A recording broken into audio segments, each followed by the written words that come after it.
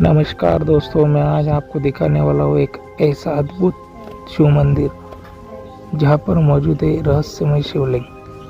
दोस्तों चलिए ऊपर चलते हैं और उस रहस्यमय शिवलिंग को देखते हैं। दोस्तों ये हजारों साल पुराना शिवलिंग है और आप देख सकते हैं ये दुनिया का पहला शिवलिंग है जहाँ पे विष्णु की मूर्ति शिवलिंग पर मौजूद है। देख सकते हैं आप लोग, ये पूरा मंदिर है, छोटा सा मंदिर है दोस्तों, हजारों साल पुराना पत्थर से बना हुआ है। आप देख सकते हैं दोस्तों, इस शिवलिंग से आती है लोहे जैसी आवाज़। देखिए आप देख सकते हैं, अभी मैं आपको दिखाता हूँ।